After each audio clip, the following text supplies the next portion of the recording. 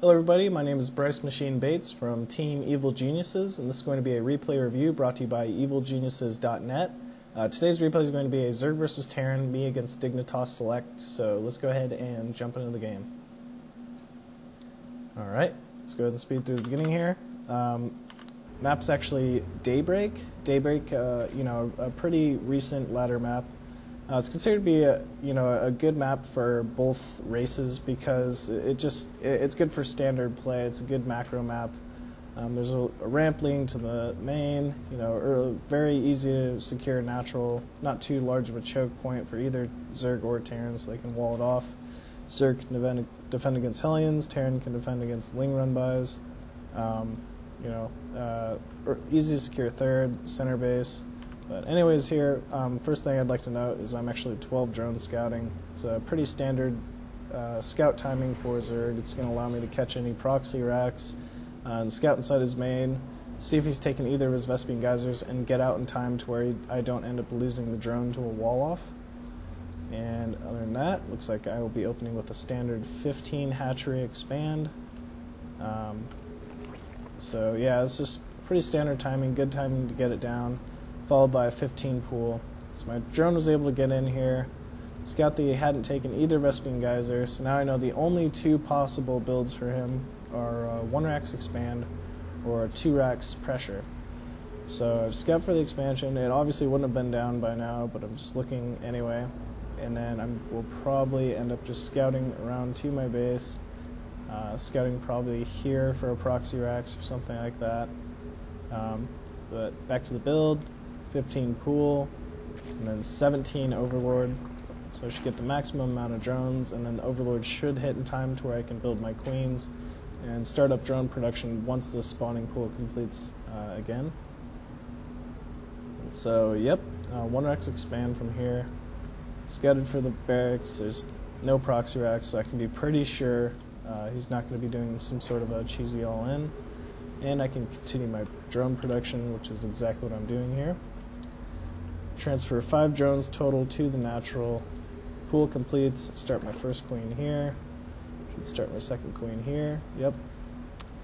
And then 2 Zerglings, just to deal with any sort of scouting SCV. Because I've been able to scout his build order, I'm fairly confident no early pressure will be coming. And so I can just build these 2 instead of like the typical 4 or 6. Secure the watchtowers, scout around for SCVs, and maybe pick off any scouting SCVs that should be coming on their way. Meanwhile, I'm opting for the gasless expand. It's probably my favorite style. First queen completes, I start my third. Second queen completes, should be starting an overlord. Yep, overlord at 30 supply, followed by the 4th queen. Now these early 4 queens do a lot of things for me. Obviously they allow for the injects on my hatcheries, which are very important, especially with gasless. You want to just try to get that drone count up as quickly as possible.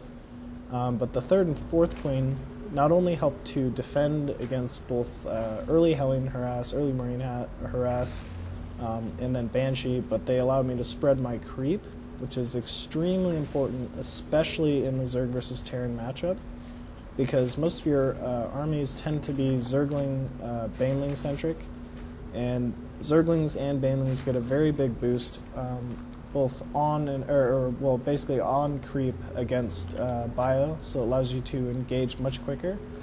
So it should be kind of a race for me to try to spread the creep to my 3rd and then out into the open ground towards my opponent's base. So anytime he chooses to engage me, he has to walk onto that creep, giving my units a bonus. Alright, so I take my Vespene Geysers at 44 supply, throw down a macro hatch after that, and then I'll probably start up speed as soon as my Zergling, or as soon as I mine 100 gas here, followed by a 3rd Vespene Geyser, yep, and then 2 evolution chambers, maybe. I'm not sure if I'm going to throw those down yet, but I should be. Yep, there we go. And meanwhile, this queen is just going to be spreading the creep to my 3rd. The opposite queen spreading it out into the main. And we scout a big handful of Marines coming out here. This is a mistake by me. If you'll notice, because I didn't get those 4 lings, I don't have this watchtower. I only have the single Zergling scouting for when he's taking his 3rd, and so I don't really know that this is actually on its way to my base. It's purely just a scouting mistake. And so, if you look at my production, I have 12 Zerglings in production, but no speed. And he's pushing up, killing my creep tumors. That does a decent amount of damage. I really shouldn't have allowed him to do that. I needed these Zerglings earlier to deal with it, because I really want to try to get this 3rd as quickly as possible. So I start my upgrades. Immediately after I get 1-1, I start my layer tech. Try to engage off creep against these Marines with no speed. It's definitely a mistake. And Marines have such high DPS, he's able to just take out that spine crawler in a couple of seconds. Force me to pull back, engage with my queens, and I'm going to lose a lot of queens here. Lost all my Zerglings. This is very cost efficient for him. Speed finally does end up completing, but not before I've taken a considerable amount of damage. So not really a great start for myself. I needed to get that early Zergling scout out there, scout the exact number of Marines, and then react accordingly. Build the proper number of spine crawlers or Zerglings, and not quite as many drones. But if you see here, my harvester count is 61 to 49, so I'm definitely still in it. And because I was able to kill off that group of Marines, I'm able to secure my 3rd now, start a Baneling Nest, and then right as lair completes, I should be starting an Infestor Mound. And, yep, right there. Now I finally have the proper number of queens again, still spreading my creep. Trying to get this 3rd secured. Meanwhile, if we look over at him, he's got a good wall off. He's going double dropship play, 3rd command center complete into factory, just standard Marine tank sort of style. I'm researching burrow, baneling speed, and 1-1's about to complete, which should line up perfectly to be able to engage this attack. Morph 4 banelings. It's just enough to really kind of deal with this without taking too much damage or committing too many resources to defending. And meanwhile, he's just killing off my creep tumors, doing a really good job. He knows that I get a really big advantage from that extra creep spread, allowing me to just engage quicker with these units. So he's doing a good job of killing that off, preventing me from getting that little advantage that I need. And so, as I said before, he actually is expanding to the center. That's going to allow him to basically just have his base in closer proximity to mine. It allows him to not only both attack but defend much more efficiently. Terrans should always expand towards their opponents. And I get a pretty big surround there. I'm able to finally fend off this drop. Meanwhile, I'm securing the Vespene Geysers at my 3rd. And Baneling Speed's about to complete. Infestor Mound starting Pathogen Glands, that's about to complete as well. Then I can start adding in Infestors to my arsenal. Notice I actually am putting a Spore in my main, and I should be building one at my 3rd, but I'm not. But basically, the Spores are really nice at helping defend drops. A lot of Terrans just, namely like Select, basically just shift queue their dropships up and then try to drop behind your mineral line. And so if they don't really look or they're not paying attention, then you can lose a dropship to these Spore Crawlers, or at least get weakened enough that the Queens can target them down. And that basically forces him to dedicate a lot more resources to the drop, and then if you pick off a considerable amount of dropships, your opponent's in in a lot of trouble the more and more dropships you're able to pick off. So I'm still just trying to spread this creep. He keeps doing a very good job of killing it off. And it looks like he's going to move in here with a Marine tank timing.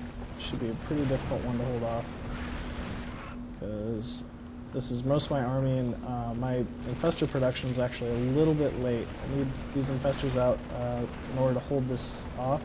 But because he's been able to kill off my creep spread, he's got himself in a really good position here. This is a really big choke point, so it's going to be very difficult for me to engage this army effectively. I need to surround it from the outer side and come in from my natural at the same time. Meanwhile, he's allowed free reign to just continually kill off all my creep spread. And it looks like I'm going for an engagement here. Yeah, I get the surround I was looking for, but he does a good job of pulling the Marines back from the Infestors, not allowing me to get those funnels off. But he should have been targeting down my infestors and not my Langbane. Meanwhile, he's got this 4th up. He's got a dropship running around. Doing a good job of dropping my natural, picking off the drone there, and then just forcing a lot of lost mining time. You know, he's just being extremely annoying with his dropship, which is what exactly what he should be doing. Meanwhile, I have this Greater Spire on the way, but he's just continually pushing my 3rd, picking off another queen. And once again, I'm just going to be forced to engage here.